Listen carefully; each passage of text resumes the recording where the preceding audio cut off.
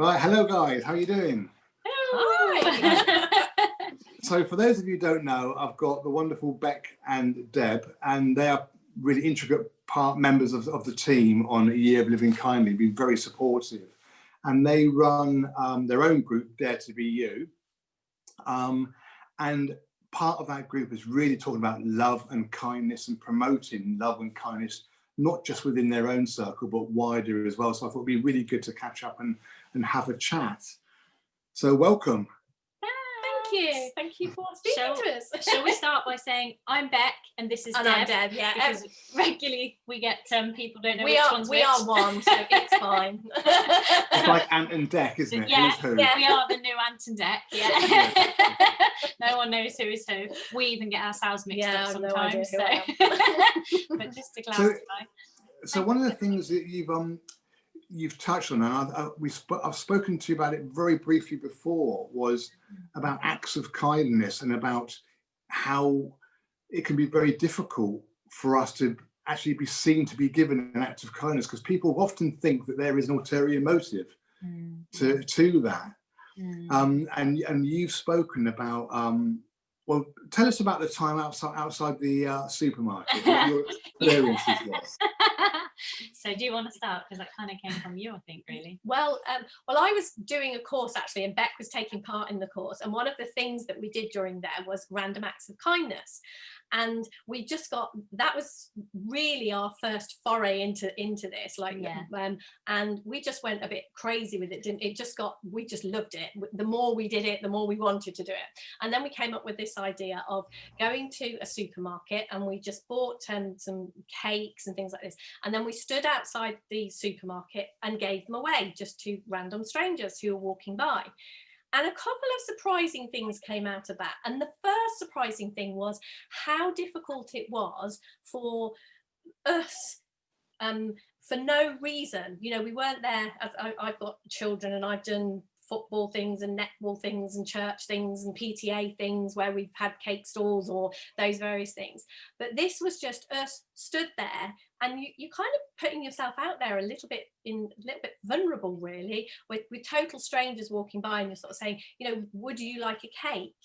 And that's really, it's quite hard. It was surprising to us. It hadn't occurred to us that might be quite hard, but it was really strange to put ourselves out there in that way. So that was one of our first learnings. Yeah. And then it was more difficult than I think we'd anticipated in that respect, because it didn't feel like we had, you know, like Deb said, we've done stuff in the past. We both grew up in a church community, so standing in a town centre and giving things away, it wasn't unusual for us. But to do it with no, you know, okay, now read the Bible with me, or have a leaflet, or join, you know, the netball team, or whatever it might be, that felt a little bit, like when people were saying, why, no reason, open and exposed to, we've got no reason here, just have a cake. But the other part of that, and I think this is a really important part of the being kind and giving, is the receiving part. There was a lot of people that struggled to take a cake from us. They didn't understand why we'd be giving it away. They were clearly nervous that we were after something. And even when we swore, you know, that there was absolutely nothing in it for us other than we're here to be kind, people struggled to receive. And that is absolutely part of the being kind, is being able to receive as well. Because when other people are trying to do something kind. And the funny part about that is that if you don't receive, then nobody can give. Yeah, exactly. It's absolutely a two-way street. It's part of the process, isn't it? It's built in. You know, you can't. So people have to be able to receive to be able to give. But you know, I can see how that'd be difficult. Standing outside a supermarket, giving things away, and people walking past and what do you want? You know, you're going to give. The next thing you're going to know, you're going to be giving me a leaflet inviting me to some join a cult. Some weird cult or something like that. Yeah. So I can understand how people get nervous about that, you know, and it makes it difficult. And I suppose one of those things is that one of the things that makes it difficult is that we are so entrenched in what people think about us as individuals. I want you to think that I am a nice person, you know, and you know, I'm placing my value in your hands, you know, whereas if you're just giving something away, it doesn't really matter what people think about you. But even giving stuff away to total strangers, you want them to think that you're a nice person. You know, so there's all of those sort of connotations tied in. And when you can get over that sort of hurdle and just think, I'm going to give you this cake, and if you take it, that's fine. And if you don't, that's also fine. We don't need to worry about that. Yeah. You know, and you can take yourself out of that. It makes life so much easier. I think as some of us, I know for me, I've been a people pleaser, and I know that people pleasing tendency is as well, I want to be the one giving and not receiving. And I know that was something for me, you know, if someone would say, oh, I'm going to do this nice thing for you, I'd go, oh, no, don't worry about it. And you almost become martyrish. And like you say, this has got to be a flow. And it's actually, it's an act of kindness to humbly receive something when somebody gives you something, because there's a win-win then, because when we give something, we get, and especially with nothing riding on it, like you said, if you just take yourself out of the equation and give and somebody takes, it's just beautiful all round. It's a win for both parties. I think you get just as much whether you're the person that gives something or receives, but it can block it up on either way. If you're anxious about giving, or if you're, you know, oh no, don't worry, oh no, I don't need it, give it to someone more deserving. It's like, no, stop, just have it. There's definitely a place for receiving it in all of this. Absolutely. You need both. If one isn't working, the other one can't. And I suppose it's easy to give random acts of kindness to people you know, to neighbours and friends, and that's great. You know, I'm not saying don't do that, because that's fantastic. But when you're giving it to people you don't know, there's a homeless man sort of around where I live, and he used to sit outside the supermarket. And one day I went in and I bought him some bits and pieces in a bag and came out and gave it to him. And I said to him, I hope you don't mind, I bought you some things, you know. And I was really nervous. In case he said, who the hell do you think you are? You know, I'm not needy or anything. And I was really worried about what he would say. You know, and so it's not always easy, which makes it all the more rewarding, I think, when it goes well. And I coach, and I know you coach as well, but when I'm coaching around money, I done an exercise, and it was about a year ago, and I had three £5 notes. I'm not that rich. I put them in envelopes, and I took them into town, and I just put them around town. I wanted to see what happened, you know. So I just put an envelope on a bench, and one of the cleaners for the town centre came up and looked at it, and one of the security guards looked at it and opened it and took out this money and walked off. And I thought, went to, the cleaner took it. Well, that's okay. The cleaner sort of took it. That's okay. And then I put another one somewhere else, and I was hiding around the corner to see who would take it.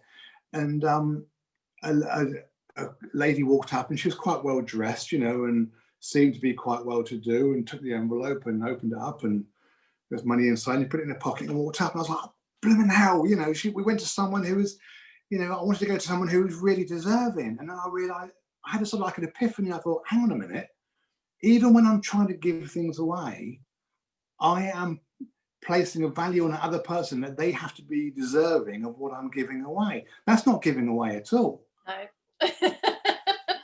That's doing something to make me feel good. Yeah. And giving away is when you take yourself completely out of it, and you say, and the last one I actually just left somewhere and I walked off. I didn't worry about it. I didn't worry about who it was. So they had nothing attached to it. Yeah. So it was just really bizarre. And I had this really strange feeling, thinking, hang on a minute, how do I know that the second lady wasn't deserving? How do we don't, do we? And so it was just a big lesson for me, that one. And I urge people to do that. It's a really, really good exercise. It doesn't have to be a fiver, it just can just be, leave a couple of quid here and there and just see what happens. But then the beauty about all of this, and what people in the group are starting to see, is that it comes around. Yeah. When you give it out without anything attached to it, it can come back to you without anything attached to it.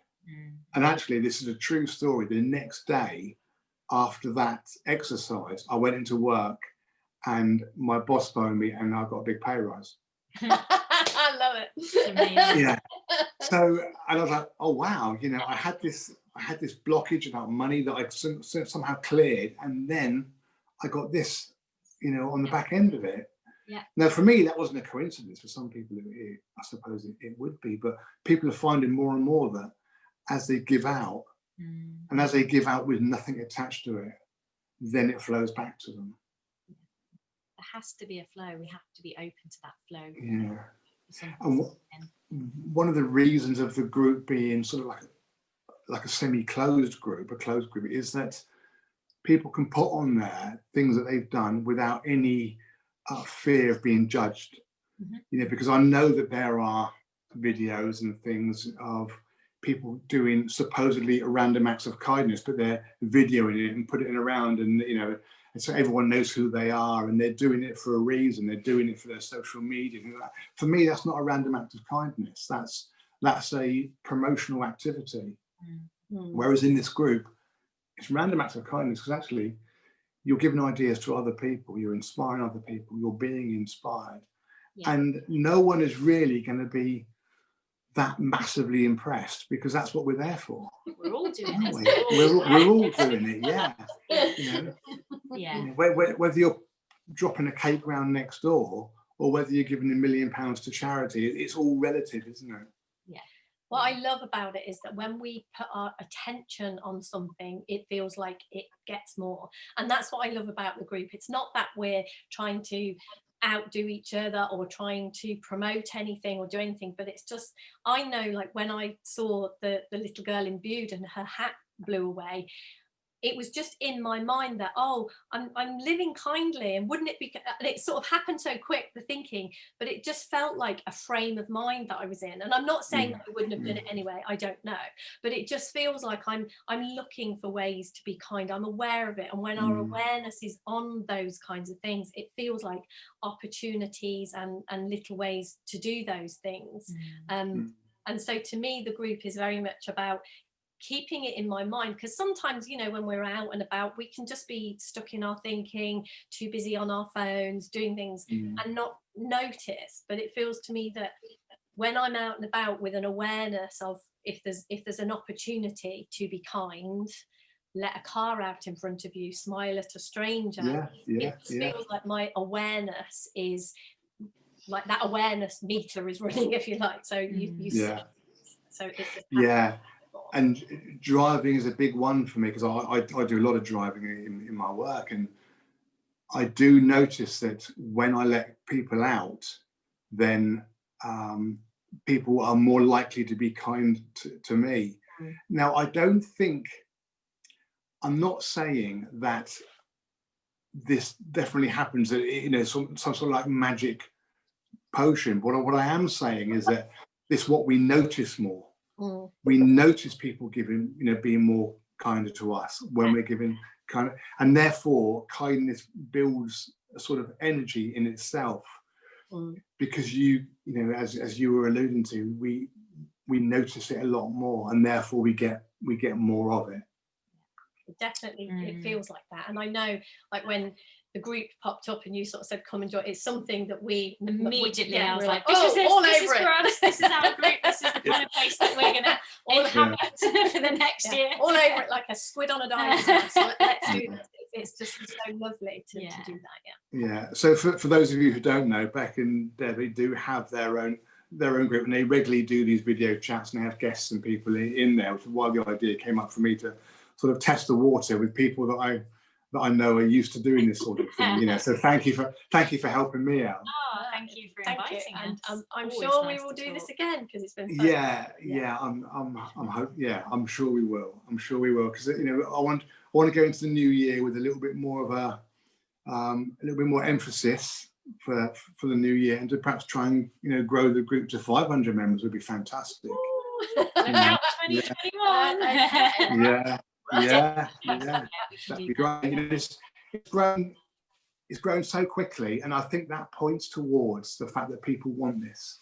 And this year more than ever, I think people have seen that happiness doesn't come from material things. Yeah. It's been a big learning curve for people that actually I'm my happiness at the moment is coming from being able to hug someone, Yeah. being able to see my loved ones or my family or my friends, you know, and seeing them happy. It's not, you know, having a new car or a big house or, you know, more money in the bank account that I can't use anyway, because actually I can't do anything with it. You know, so people are seeing the value in these sort of connections, you know, rather than the materialistic society. So it was just a really good opportunity to start something and just have fun with it and see where it goes. We're all about having fun. All about Yeah.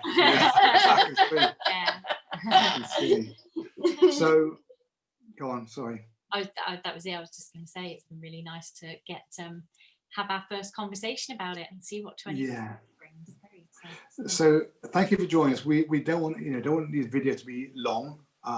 Just short little snapshots for people to be able to scroll down and have a little look and have a listen, and hopefully be inspired themselves. Absolutely, yeah, that's So, definitely that. So thank inspire people to be kind. Yeah, thank you. So thanks for joining me, and we'll definitely do this again early in the new year, because there is other little announcements we want to make. Cool. Yeah, let's do that. Thanks very much, and have a really great Christmas. Thanks, Martin. And everyone in the group. Yes. Thank you. Everyone. Bye. Bye.